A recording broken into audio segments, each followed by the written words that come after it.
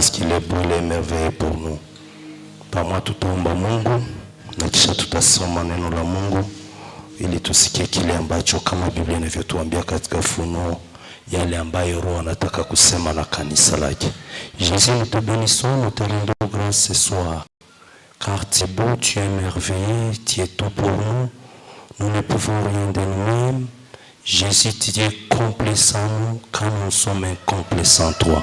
Nous comptons fermement sur toi qui nous a gardés, qui nous a protégés et qui nous accorde ces bons moments afin que nous puissions partager ta parole ce soir. Laisse que le Saint-Esprit soit avec nous tous du début jusqu'à la fin. Que tout l'œuvre qui sera fait ici soit pour la gloire de ton Saint nom Jésus-Christ. Nous prions ainsi. Amen. Amen. J'ai béni infiniment le Seigneur qui ne cesse de nous garder et de nous protéger au-delà de nous sauver. Nous qui étions jadis dans les ténèbres, il nous a apporté la lumière, il nous a éclairés, il nous a amenés auprès du Père. Et pour cela, nous lui sommes très reconnaissants parce que nous qui, la Bible déclare que jadis nous étions des étrangers aux choses célestes, maintenant nous sommes des propriétaires. Est-ce que tu peux m'aider à acclamer le Seigneur qui nous a amenés auprès du Père pour ça? Nous disons merci aussi à notre comité de jeunes qui a planifié le programme que nous avons, les conférences qu'il a établies pour une période, et il nous a parmi les orateurs choisis afin que nous puissions parler de la part du Seigneur. Merci aussi pour ces comités, si vous pouvez aussi m'aider à l'acclamer et l'encourager pour l'œuvre qui ne cesse d'accomplir. Je te bénis aussi infiniment, toi qui es venu ce soir, qui a laissé tout et qui est venu, et je prie que le Seigneur puisse aussi te bénir et que tu vas apprécier ces bénédictions par des acclamations. Je voulais, avant que nous puissions commencer notre leçon du jour, je voulais nous recommander ce pas. J'ai un constat, le peu de temps que je passe au culte des jeunes, je constate que notre culte n'est que francophone. Je ne sais pas si j'abuse. Mais moi, je voudrais demander si on peut le faire bilingue, qui est chaque fois un interprète, et que le Seigneur suscite parmi nous les gens qui ont les dons d'interprétation, parce que ça va nous aider davantage. Parce que si wote, inawezekana si wote tuseme français wala bengine tusisikie, lakini tubakie saa venye tunajifunga tu mwile kupishangilia, kufurahi tu, ijapokuwa moyo ya neno la Mungu kutolewa ni kusudi liweze kutufalia sisi wote. Je demande à notre comité, je demande à tous nous tous que Dieu puisse nous aider afin que nous puissions, chaque fois qu'il y a un francophone, qu'on puisse interpréter si possible. Et quand il y a soit, c'est pas mauvais même aussi d'interpréter en français. C'est pas nécessairement que quand on prêche en swahili, on ne peut pas prêter en français. Je pense que ça peut aller aussi. Et dans la mesure du possible, s'il y a quelqu'un aussi qui prêche, qui peut être bilingue, il mélange les tout, je pense que le Saint-Esprit n'est pas aussi contre. Amen. Nous avons été proposé un thème. Le thème qui nous a été proposé, c'est « Je ne te laisserai pas partir ». Amen. Nous allons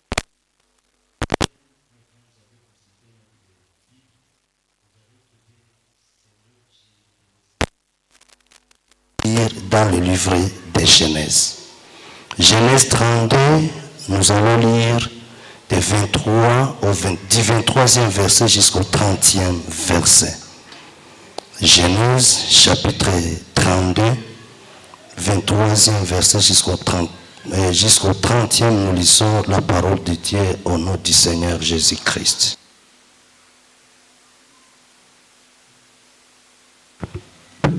Il se levant la même nuit, prit ses 2 femmes, ses 2 servantes et ses 11 enfants, et passant le gué du Jabok, il les prit, il fit passer le Torah et les fit passer à tous ceux qui lui appartenaient. Jacob resta seul. C'est alors qu'un homme lutta avec lui jusqu'au lever de l'aurore. Voyant qu'il n'était pas vainqueur contre lui, cet homme le frappa à l'emboîture de la hanche. Celle-ci se déboîtant pendant qu'il luttait avec lui. Il dit, laisse-moi partir, car l'aurore se lève.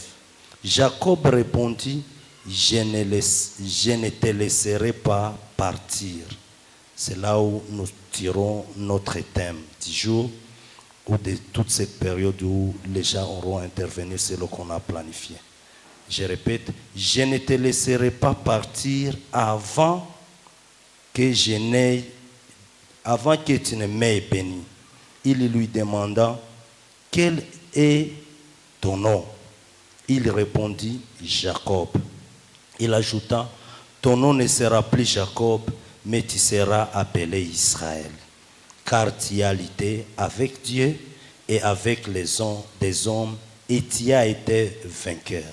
Jacob lui demanda, révèle-moi donc ton nom. Il répondit, pourquoi demandes-tu mon nom? Et il le bénit là. Jacob appela cet endroit Pénuel, car, dit-il, j'ai vu Dieu face à face et ma vie a été sauvée. Le soleil se leva lorsqu'il passa Pénuel. Il boitait de la hanche, parole du Seigneur. Amen. J'ai lu jusqu'au 32e, alors que j'ai communiqué jusqu'au 30e. C'est en connaissance de cause. Merci beaucoup. Le sujet de ce matin, de ce soir, je ne te laisserai pas partir. Je sais qu'il y a le berger, l'ange de l'église, qui a posé la fondation le samedi passé. Et je crois fermement que nous avons été bénis. Amen. Et aujourd'hui, dans ces peu de minutes, dans ces peu de temps, je vais directement entrer dans le vif du sujet. Et je me suis posé une question à laquelle nous allons répondre, nous allons tenter de répondre ensemble parce que c'est une conférence ensemble. Et cette question constituera les points ou constituera ce que le Seigneur voudrait que je puisse te transmettre ce soir. Et la question est la suivante, qui peut dire je ne te laisserai pas partir?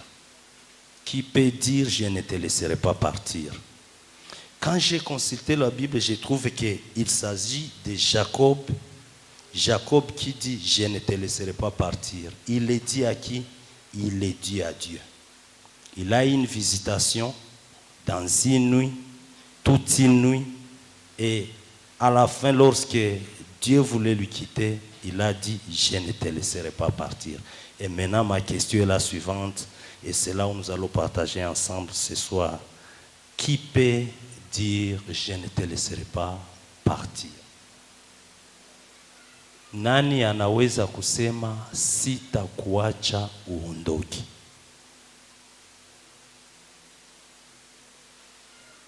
C'est pour nous tous. Nous avons lu les textes ensemble, n'est-ce pas? Si tunasoma usomi si wote pamoja. C'est une conférence, tutaongea. C'est vile.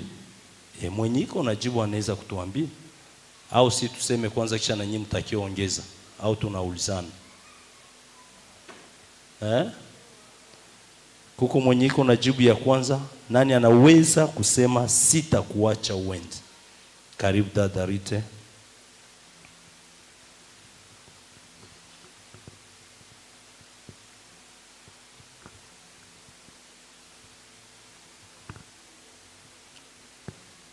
Amen, karibu.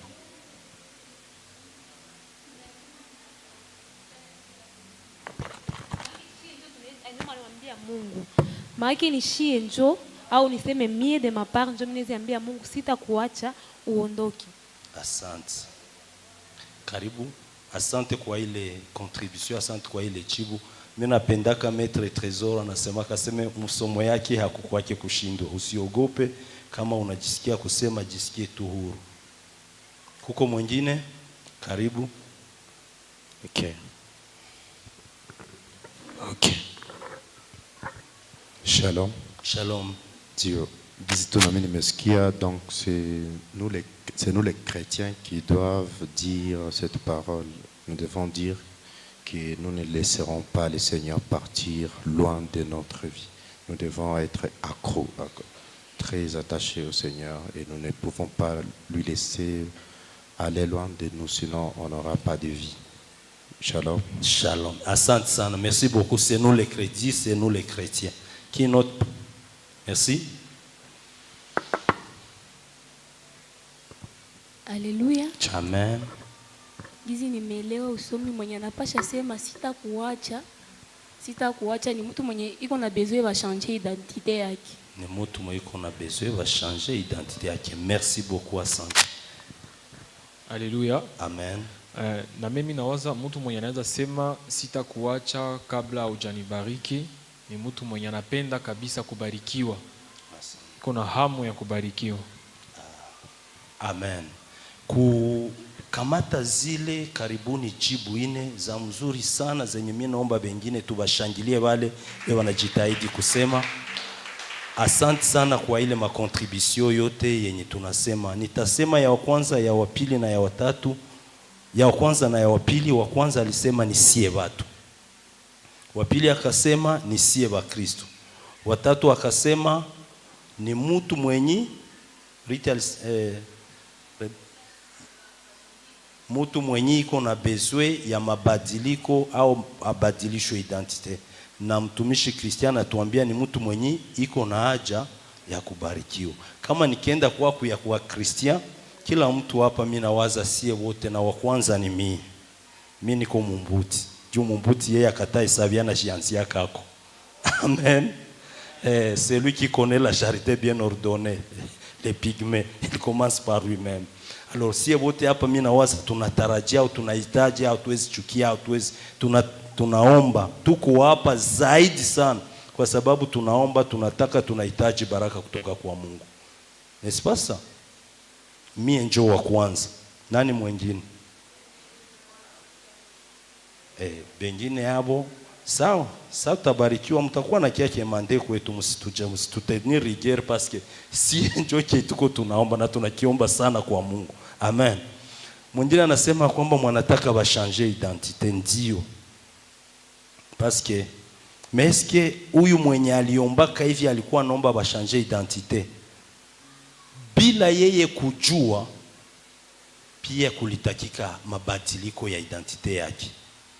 Na kwa wale wawili walisema mbele mtu wa Kristo, lakini pia mimi nakia kusema sasa alisema watu, mimi kia sema ni mtu ambaye njoo anapashwa kusema sitakuacha uondoke bila kunibariki. Hapana watu, c'est individuel, parce que même ça tunasoma sujet yetu iko sema haiko nous ne te laisserons pas. Sujet yetu iko je ne te laisserai pas partir. Na Mungu ni Mungu wa kipekee. Mungu anaweza kuwa alikuja kwa Ibrahimu akisema nitabariki kizazi chako, ndio, lakini zaidi ya Mungu atatubariki, tafuta Mungu akubariki. Amen. Tafuta Mungu akubariki, kwa sababu haiko jua amebariki necessairement mwingine njoo umebarikiwa. Bien que ufurahie baraka za mwingine. Kwa sababu wakati ambapo ndugu wako anabarikiwa na wewe pia unakaribia kubarikiwa. Lakini jitahidi sana utafute ubarikiwe. Si kila mtu anapenda kuwe wa kwanza. Nani anapenda kuwe wa mwisho kusiboti? Kila mtu anapenda kuwe wa kwanza. Hata kama mdunia sibote tungalipenda kuwe wa kwanza, me hatutumike kwa ajili ya ile. Lakini mbinguni pia njoo tungalitamani tukuwe wa kwanza zaidi. Amen. Sasa na mimi kuko majibu karibuni ine tu zenye nilipata wakati ambapo niko nakagua Biblia yangu, niko nachunguza Biblia yangu, na njoo yenye nilitaka kuambia jioni ya leo. Na hii ya kwanza, wakati ambapo niko nakagua usomi, nilitambua ya kwamba mtu mwenye anapashwa kusema ya kwamba je ne te laisserai pas partir sans bénir, sitakuacha uondoke. Wa kwanza ni mtu ambaye anayetua mizigo yake, anayetengeneza, anayelipa deni yake kwa shetani, asiyekuwa mdeni wa shetani. Ni mtu ambaye asiyekuwa mdeni wa nani? Wa shetani. Muna yake kinatufanyia kuwa wadeni wa shetani, c'est le péché, ni zambi. Ni makosa yote, ujumla ya vyote tunakuwaka tunafanya kinyume na mapenzi ya Mungu, tukitafuta kukimbia kumaisha, tukitafuta kujisaidia, tukitafuta tuonekane, tukitafuta tupendeze, tukitafuta vyote vile vile tunafanyaka vyenye ni kinyume na mapenzi ya Mungu, vyenye havimupendeze, vinafanya kwamba sie hatuwezi kuwa miongoni mwa wale ambao wanaosema sitakuacha uondoke. Paske ukasoma Biblia, ukasoma pale kumeanza kwa mstari wa 23, Biblia iko inasema ya kwamba Yakobo akaamka usiku, akakamata wake zake, akakamata vijakazi, akamata watoto wake 11, akaweza kuwapitisha. Lakini ukasoma ukatokea kule juu kuanzia kwa mstari wake wa kwanza, na saa yenye unafika ku mstari wa 19 kuko madetai ya kusikia jinsi ambapo ni Yakobo mwenye alikuwa aliibaka bukubwa ya mkubwa yake Esau, njomu anasema hii maneno. Na wakati ambapo mbele hayasema, Yakobo alikuwa iko njiani, iko narudia kwabo kutoka kwa baba yake mkwe Labani na bibi zake na watoto yake na watumishi yake na mali zake. Sasa akajiuliza, nitaenda kukutanana namna gani na ndugu yangu ambaye nilinyanyasaka, nilidanganyaka, nikaiba bukubwa yake. Alijirekonetre kwanza na akajua ya kwamba inabidi nirudie, na kurudia kwangu inabidi niweze kutengeneza. Akaanza akaomba Mungu, zaidi ya kuomba Mungu akaweza kufunga vitu, akaweza kusanya na watu jinsi ambapo waende kutanana na ndugu yake. Nikusema katika usemi mwingine anataka alipe kwanza. Na mimi napenda wakati ambapo iko natumia usemi, unajua kama mtu angali na kiburi, wakati ambapo iko natengeneza, hayajuta, hayasikia uzito wa dhambi ambayo aliifanya. Wakati ambapo iko nasema ye mwenye alipiganiaka akuwe mkubwa ya ndugu yake, kwanza alimshawishaka akamwambia juu ya kumpa kuchakula ampatie haki yake ya ukubwa. Nikusema alikuwa anapigania tangu zamani, ilikuwa ilitabiriwa tangu angali tumboni. Lakini pia wakati baba yake alitaka kuwabariki Isaka, mama yake akamwambia uende ufanye haraka, ufanyizie mamako babako kamchuzi kusudi juu anasema nataka kubariki Esau, kusudi ya kubariki. Na akaingia katika ile njama pamoja na mamake na akaifanya. Na alipoipata akaondoka, kwa sababu alisikia ndugu yake alisema, nikaona Yakobo nitamumaliza. Akakimbia kwa mjomba yake. Kule akapitia vyote alipitia. Na alipokuwa katika njio, kasoma kumstari ya 28, kama unarudia pale kumwanzo utasikia jinsi ambapo wakati ambapo alikuwa anarudia, jinsi alifikaka wakati ambapo alifika na usiku wakalala. Na pale kwenye alilalaka akatia lijiwe kuwa ore, kumbe lijiwe inaweza kuwa ore. Na pale Mungu akajifunua kwake katika usingizi usiku, na alipojifunua kwake akasema, hakika Mungu alikuwa pamoja nami bila mimi kujua. Ile mafasi akaweza kutoa ile jiwe akaweka monima, itaitwa Beteli. Lakini wakati ambapo tunarudia huko 32 tunasikia iko anarudia sasa. Na wakati ambapo pale kwenye alikutana na Mungu aliweza kujifunua kwake, akamwambia na akamwahidi baraka. Na baadaye, kwa sababu mwanadamu kama hajaona anajaa mashaka, akaanza kuambia Mungu tena wakati kono, kama ukinibariki, kama ukinilinda, kama ukiniongeze, wakati nitakapoenda nifike na nirudie tena kwa salamu, iko nafanyizia Mungu maadi 12:8. Lakini hapa 13:2 kwenye tunasoma ni kwenye iko narudia na anajua ya kwamba ndugu yangu ananingoya na akanikuta atanimaliza. Na akasema kumbe nianze kwanza kutengeneza na ndugu yake. Usemi ambao anatumia anasema Monseigneur. Anaanza ita Esau Monseigneur, bwana wake mwenye yeye alikuwa alitamani ukubwa kwa nafasi ya ndugu yake. Akaanza kuita Monseigneur. Sikia humilite, ngazi ya humilite ambayo anakuwa nayo. Kutubu ni alama unyenyekevu. Amen. Si bajene mara mingi, laisse-moi profiter de vous le dire, mina deploraka wakati ambapo mimi naonaka mtu asianendomba mariage, kijana anapiga magoti mbele ya binti. Au binti mpaka apige tu magoti mbele ya kiana. C'est l'humilité ou c'est quoi? C'est l'amour ou c'est quoi?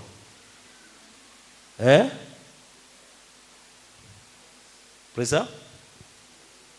Ni quoi romantique? Même si tu es romantique, restons chrétiens. Amen. Même si tu es romantique, tu es chrétien. Na zile romantisme zetu tunezitia mo kristianisme. Si watu njoo balitia zile, na sie tunaweza kutia zetu ambazo ndani mwake tutamrudishia Mungu utukufu. Il n'est pas normal que Mkristo kusudi uende mbele ya kijana umombe ndoa umpigie magoti. Anakuwa Mungu. Anakuwa Mungu. C'est quel esprit qui est derrière ça?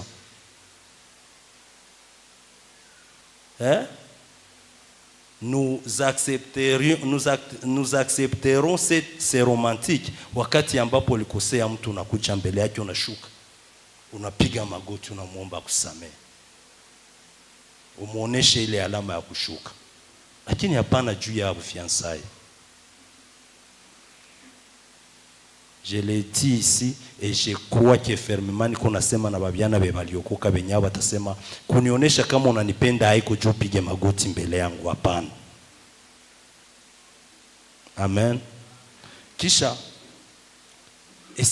Yakobo akaita ndugu yake bwana wangu, mtumishi wako. Sasa iko natupatia watu message baende baambia ndugu yake, iko nasema bwana wangu, mtumishi wako. Yana anaanza jifaa mtumishi wa ndugu yake mwenye alitamani na akakamata haki yake ya ukubwa.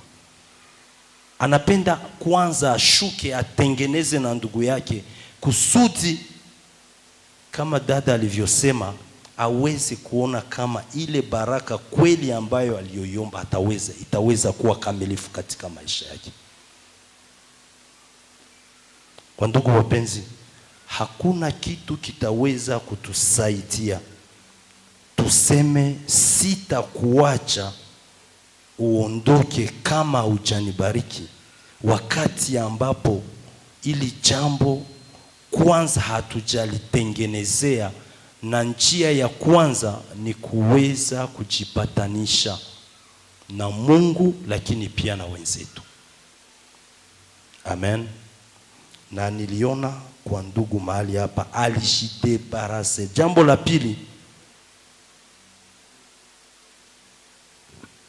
la pili ni jambo ambalo Yakobo alisema ya kwamba alibaki peke yake. Biblia iko inatuambia ya kwamba Jacob resta seul. Akabaki yeye mwenyewe. Lengo yake ya kutaka abakie yeye mwenyewe ni nini? Kama jinsi nimesema hapo juu ya kwamba Mungu iko katika hali ya upekee kati ya mtu na yeye mwenyewe. Yakobo alitambua ya kwamba hivi vitu vyote vyenye niko navyo na watu wenye niko navyo, nikaendelea kujifunga kwavyo, nikapata visitation, nikapata kutembelewa, nitariske kukua katika confusion kujua je ni mtoto wangu njoo anasema, je ni mwanamke, hii sauti mimi nasikia, je ni ya hizi nyama au ni sauti ya Mungu. Akapendezwa, akaona kwanza ni vema qu'il puisse se débarrasser, qu'il puisse se débarrasser de tout ce qu'il avait et de tout le monde afin qu'il puisse rester seul. Qu'est-ce que ça nous apprend? Abakie yeye mwenyewe. Kubakia mwenyewe anatafuta atoke katika hali ya distraction. Ndio maana alipenda ajitoshe kwanza watu na vitu kando kando yake. Je ne te laisserai pas partir sans me bénir. Utaweza kusema wakati gani sitakuacha uende bila kunibariki, wakati ambapo uko encombré, wakati uko mwambuteage, wakati uko mwambriema ya nguvu. Unajua ngazi ya kitu chenye uko unatafuta itakuomba pia kuweza kujitoa zaidi. Na wakati ambapo ngani najifunga na watu, kuna wakati ambapo hata ndugu hata jamaa wataweza kukufunga, hata kukusikilia huruma. Kuna wakati mwingine ambapo miaka zilipita, wakati ya corona, tulikuwa tunafanya kesha kila siku ya 5, na ile wakati yote ya corona hatukuacha kuendelea kuja katika kanisa. Na acha niwaambie kama hata kwa jamaa zetu wakaanza kutuambia kwa kutuonesha huruma kwamba siku watawakamatia kule, msiseme hatukuwaambia. Mnawaza nyinyi mtakamata Mungu na mikono. Mnawaza mbona huruma ya watu. Kuna wakati ambapo kama Yakobo angaliendelea kubakia na bibi yake, kubakia na watoto yake, kubakia na watumishi yake na vijakazi na mali, bitamwambrie. Inabidi atoke katika distraction. Na distraction ni jambo ya kabambi ambapo sie bajene leo inatufunga sana. Tuko na maono, tuko na mahitaji, tunatarajia vitu vikubwa, lakini tuko sana emporté na distraction kuliko tujikosantre sana kwa vitu vya maana.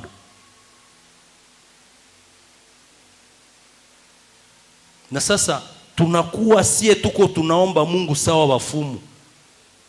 Mungu wetu ni Mungu mwenye hafanyake kitu. Mungu anaopere pamoja na mutu.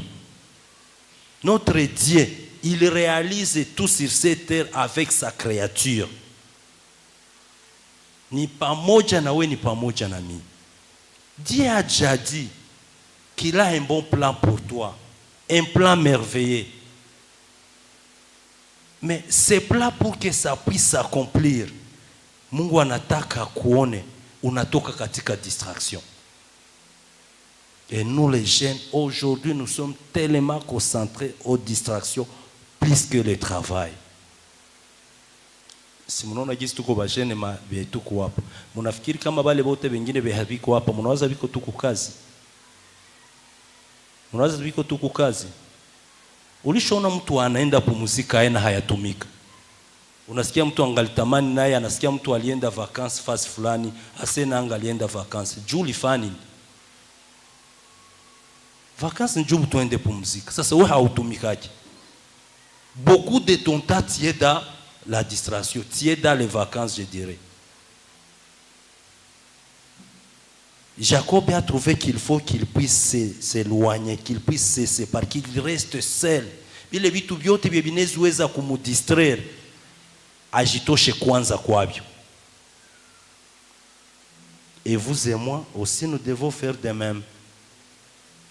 Pour que nous puissions dire, Seigneur, je ne te laisse pas partir. Nous devons être rigoureux vis-à-vis de nous-mêmes. Tunapashwa si peke kutoka katika distraction. Voyez combien de fois, est-ce que vous savez que ukaona groupe zetu za bamingi, kama tuko na mamega, kama tuko na mawifi na vingine, batu bamingi banaishi jeune. Ba jeune mingi leo banaishi jeune. Papa banaishi jeune, me banavea kila siku. Ba mingi kati tuko na mega, uko na swati, muko na wifi, unalala sangapi na uko navyo. Na sasa mingi zenye uko kwavyo unakuwa kama nini? Conseil 10. Kama haiko distraction njo ya mingi. Tu es plus concentré aux autres que sur toi-même. Et ça fait à ce que tuseme Mungu usiondoke bila kunibariki, ibakie un slogan, alors que lengo maombi yangu na lengo ya hili somo si tubakie katika maneno, lakini zaidi ya neno tupate pia kuliishi ili neno litimilike katika maisha yetu. Tuseme sitakuacha bila kunibariki, na ionekane baada ya hili somo kuna watu ambao wamebarikiwa kwa sababu walikuwa visite na Mungu. Lakini Mungu anatarajia kwako pia uweze kutoka katika distraction. Nous venons même à l'église, unakuta tu tuko distrait. Bangapi wenye sasa telefoni zetu zinafungiwa? Bangapi wenye tuko telefoni mena size zinafungiwa, na kama hazifungiwa ziko mwanvol?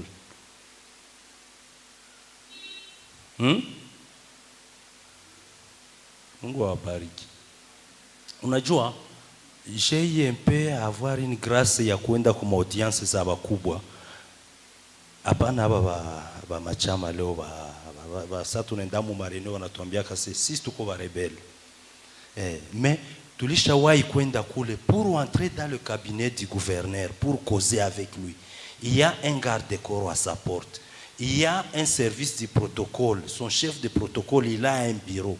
Uyenye kila mtu sana kuya normalement. Banakuyaka banamwambia mubebe matelefoni zote zenu ziende kule. Parce que haupashi kuwa uko unasema na mkubwa na kisha tena uko unasema na mtu mwingine mwe hajui. Kama watu ya dunia wanaweza kuwa vile, banaweza pia tamani, wanaweza penda pia wapate heshima au taratibu ya vile. Mara ngapi Mungu wetu vous annonce qu'il y a hakuna mwiko na wivu sawa Mungu wetu. Le fait que ça tuko naye tukue totalement entièrement na yeye peki. Notre Dieu est tellement sérieux qu'il veut aussi des personnes sérieuses. Notre Dieu est tellement sérieux qu'il veut aussi avoir des personnes sérieuses avec lui. Benye batatembea naye. Alors, évitons des distractions. Il y en a plusieurs exemples zenye tunaweza sema. Quand j'entre dans la Bible, senye mimi naona kwa Actes des Apôtres 20. Ku 20 ku 7 à 10e verset kuko mtu mwana aitwa Etiko. Etiko Paulo est dans la ville, kisha anaingia katika mji, kisha wanaingia katika chumba usiku ili aweze kufundisha kwa sababu kulipashwa fanyika meza ya Bwana. Etiko yeye iko mule pahali ya ikale ndani ya hekalu pamoja na wengine. Il va se mettre sur la fenêtre. Avec quelle intention? Et nous sommes aussi comme ça aujourd'hui. Après na kwa face ya symphonie, hapa kuna kwa ba jeune, mais tu vois quand un jeune vient, il veut toujours aller se cacher là derrière. Pourquoi? Avec quelle intention? Haujui kaa kuikala pale mbele nesifanya kwamba na ile siku Mungu alikutumia kiana mwa hivi mwenye kumbe ifua ukwe kwa atakuona. Hey. Soyons sérieux dans tout ce que nous faisons, je vous assure. Mungu visitation yake haikuweke mu vitu yenye sisi tunaenda tunagrave, tunafafa vya grave. Ni ule vitu udogo ndio maana mimi napenda ya Trezor anasemaka siku moja nisikia anasema aseme tukue propre nje, propre dedans, propre dehors. Il a raison. Visitation za Mungu. Ce jour que Jacob a été visité, cette nuit, lui, il ne savait pas, mais Dieu dans sa planification, ce jour-là, il savait qu'il va lui visiter. Alors, ndio maana kila kitu chenye tunapangilia kufanya, tuhakikishe tunakifanya. Chaque chose a son temps dans la vie. Quand tu manges, mets le téléphone à côté, mange et mange sérieusement. Si tu veux aller dormir, si tu pars dormir, éteins, rassure-toi que tu es réellement dans le sommeil, que tu dors. Kama unataka chate, kamata kama ni 1 heure, kama ni 2 heures, concentre-toi. Mais ils ne font pas être en train de palper les choses. Non. Chaque chose a son temps. Et un jeune qui veut aller loin, il doit être conséquent avec son planning de temps. Wakati yako jinsi unaipangilia bien na bien unafanya. Etiko est sur la fenêtre et maintenant on est en train de prêcher. Unajua wakati ingine Saro anamimina maneno, Paul prêche toute la nuit. Etiko kudirisha anasinzia. Non seulement anasinzia, banasikia anaanguka chini. Jia nini? La distraction. Na kuko mafasi zenye ukaikala na kuko watu wenye ukakuwa tu nabo, utakuwa tu mtu wa madistraction. Na mtu wa madistraction, quand la Bible est en train de dire si babiana tutapata maono, kumbe unabakia huko mumandoto. Parce que kama uko na maono pia unapaswa kuwa na discipline ya kufikia ile maono yenye uko nayo. Ndio maana Yusufu alipotambua hii ya kwamba kuko siku ambapo baba yake na mama yake na ndugu zake watampigia magoti, alijikeshea mwenyewe. Hakuruhusu hata katika nyumba ya Potifari, wakati ambapo anajikuta iko yeye peke mwinchi ya watu, bandugu yake baisha muuzisha, hakuitika akuwe distrait, aseme nono ngoa ni jaze kwanza nishirejere kwanza, akasema siwezi kufanya jambo mbaya kama na nimkosee Bwana Mungu wangu. Il s'est soumis à une discipline, il était tellement ordonné. Ainsi, ne soyez pas comme ce jeune homme Etiko mwenye alienda ikala kudirisha. Viens à l'église, ujirasire kama ni 9h mpaka 12h tunaingia. Ukuwe tu mule, ukuwe totalement, ukuwe entièrement mule. Parce que utatoka, kuko vingine vinakungua kule nje. Utenda navyo bifanya.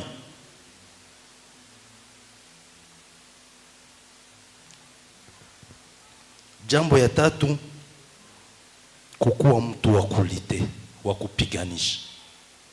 Je ne te laisserai pas partir.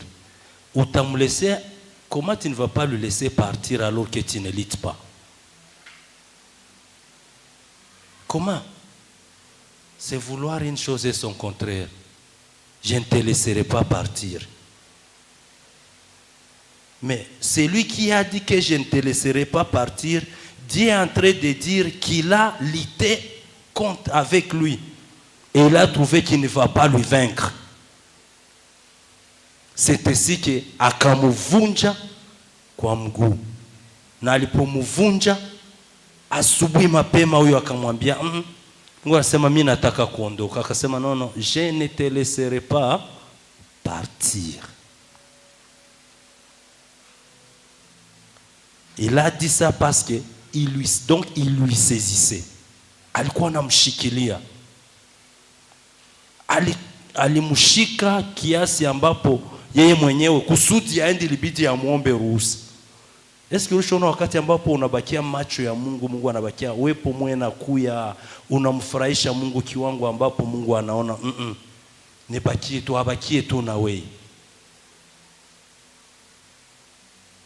Mungu hii dunia hata katika mbingu hana rejoissance ya kuwa na malaika sawa kugizi anaweza au anakuwa na jirejuro wakati ambapo iko totalement entièrement na wewe na mimi. Parce que c'est nous qui l'a créé à son image, à son ressemblance. Et c'est nous qui l'a dit, pas aux anges, pas aux archanges. Ni si njoo aliambiaka ya kwamba ni mutatawala. C'est nous. Et donc nous sommes des co-héritiers, nous sommes des co-héritiers. Psaume est en train de le dire que Dieu siège avec les dieux. Si tuko ba Mungu benye tuko na Mungu mkubwa. Na Mungu furaha yake ni saa yenye anatawala, anamiliki, anaanza kukagua au anaanza kutatua mambo pamoja na sie. Mesi sasa benye anatarajia wakati ambapo anakuta hatuna ile muda na yeye. Nous ne voulons pas lutter avec lui. Nous voulons lutter nous-mêmes. Nous n'allons pas aboutir. Nous n'allons pas réussir. Vous allez dire non. Mbona Mungu alilite naye akamvunja. Usisahau kama Biblia inatuambia kama Mungu anakuwa anapenda anakuwa na muadhibu.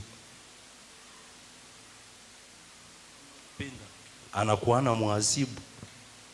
Ile telema Mungu iko telema severe na yeye, paske anajua ya kwamba haiko n'importe qui. Kome na we Mungu iko telema severe na we, usituulize tena pourquoi we banakufuatilia kama kanisa. No, hauko n'importe qui, hauko mtu kawaida. Uko telema na samani kwetu na samani mbele ya Mungu, de sorte ki hatuwezi penda tukuperdre. Hatuwezi penda uanguke mu n'importe quel désordre. Hatuwezi penda tusikie ushuhuda mbaya juu yako. Hatuwezi penda tutukaniwe juu yako.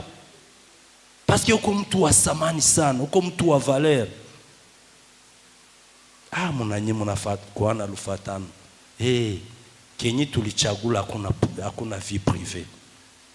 Parce que tuko sie bote kiungo cha mwili wa Kristo.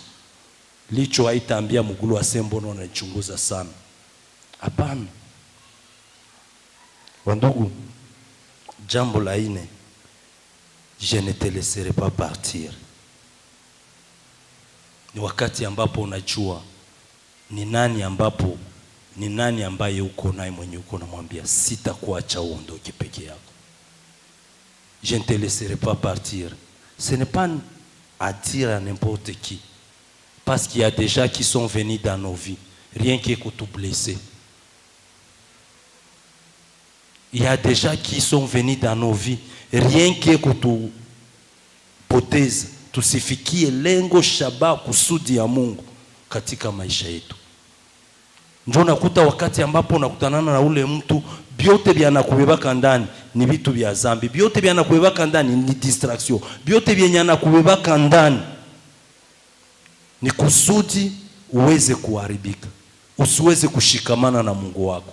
Angalikuambia biote, angalikupatia biote, sauf we kulinda ushirika na Mungu wako. Est-ce que tu sais avec qui tu utilises? Kama watu yote ni waongo, Mungu ni kweli. Alléluia. Si nous ne pouvons pas lutter, si nous pouvons laisser tout le monde, mais ne laissons pas Dieu partir dans nos vies. Kama tunaweza kuacha watu yote wapande, washuke, wapite, batuprometre hivi basibifanye, achabo. Lakini kuko mwa mwenye iko fidèle. Et je t'encourage de ne pas les laisser partir. Parce que dans lui sont tes bénédictions. Dans lui sont tes destinées. C'est dans lui qu'il y a ton salut. C'est lui qui va changer, c'est lui qui va transformer ta vie, c'est lui qui va changer ta vie. Tu as besoin de changer l'identité, non? Tu vas demeurer célibataire jusqu'à quand? Tu vas demeurer chômeur jusqu'à quand? Tu vas demeurer commander jusqu'à quand? Non. Alisema hatutakuwa mikia, tutakuwa kichwa. Jusqu'à quand tutabakia sasa mikia? Jusqu'à quand? Tunapaswa kumwambia sitakuacha uende mpaka nibiishi, mpaka nibione. Parce que kwa bali tutangulia benye bali biishi. Il y a des Joseph et il y a des Jacob benye aliitwa Yakobo, lakini wakati ambapo alisema sitakuacha, na kweli hakumwacha na akashikilia, na aliposhikamana na yeye Biblia inasema ya kwamba akambariki. Dieu lui a béni, pourquoi pas toi? Et ces mêmes bénédictions sont encore au ciel pour toi. Sont encore au ciel pour toi. C'est pas encore épuisé, c'est pas encore terminé. C'est pour toi, c'est pour nous. Une chose, ne lui laissons pas partir. Plutôt, tushikamane na yeye. Tumkamate sana, tumshikilie sana, kwa sababu zaidi ya kumbariki alimbadilisha jina. Zaidi ya kumbadilisha jina alimuokoa. Na hili neno ni kwako, na hili neno ni kwangu, na iwe hivyo sasa na hata milele, kwa jina la Yesu. Amen. Tutakuwa wima tuombe Mungu, au kama kuko ulizo moja mbili karibu, parce que ni wanaita conférence, donc demander, parler, c'est un échange. C'est un échange, nous devons nous parler, ça fera du bien. Et s'il n'y en a pas, nous allons nous mettre debout, nous allons prier ce Dieu. Ule Mungu mwenye Yakobo alimwambia kwamba sitakuacha uondoke bila kunibariki. ule Mungu iko hapa. Ini yake weye mwenye hauyasimama, yake weye mwenye haufurahi leo, njo mwenye batumishi biko wanakuya hapa. Niko nasikia kila wakati wanafika hapa wanasema iatie isi. Banasema Mungu iko hapa. Mewe mwenye uko hapa, mimi nasikia kuko nenda mtafuta mbali. Na yali tuambia sema mkasikia iko mjango, mkasikia iko mlima musiende. Anaambia ule mwanamke Msamaria kwamba wakati umefika ambapo waabudu halisi hawatenda ni Yerusalema, hawatenda ni kuile mlima, lakini waabudu halisi wataniabudu katika roho na kweli. Pourquoi? Parce que désormais il est le Dieu omniprésent. Il est ici. Na Mungu haezi kukua nafasi kisha ukue uonekane aonekane kwako kisha ubakie ule urudie kisi ulikuya. Combien de fois tu fais des va-et-vient? Combien de fois et jusqu'à quand nous faiserons des va-et-vient? Non, nous devons voir cette parole s'accomplir dans nos vies, dans nos familles, dans nos projets, dans tout ce que Dieu a prévu pour nous. Nous devons l'expérimenter car c'est pour nous. C'est pour nous cette parole. Ni kwa ajili yako, ni kwa ajili yangu. Et c'est pour cela que nous allons prier. Notre prière c'est quoi? Maombi yetu jioni ya leo ni Mungu. Utamwomba Mungu uweze kumwambia Baba, nimekusikia. Ninajua ya kwamba nina mizigo mingi. Kuna mambo ambayo shetani angali inanidai. Na kwa jioni ya leo ninachukua maamuzi ya kuweza kumulipa vilivyo vyake, kumrudishia vyake. Zaidi ya kuweza kumrudishia vilivyo vyake kwa njia ya kwa njia ya kutengeneza maisha yangu na kuachana na yeye, nimekuja kwako Mungu. Nimekuambia kwamba sitakuacha. Na wewe Mungu usikubali usiondoke bila kunibariki. Na hizo baraka zako ninatarajia uweze maisha yangu, ubadilishe maisha yangu. Wewe ninafanana yule Mungu ambaye yule mtu ambaye Mungu anayekusudia apate kuonekana tofauti. Yule mtu ambaye wakati ambapo iko na mbele anakutanana na sasa na ndugu yake Esau akapata kibali. Mungu akupatie kibali mbele yake, akupatie kibali na mbele yake.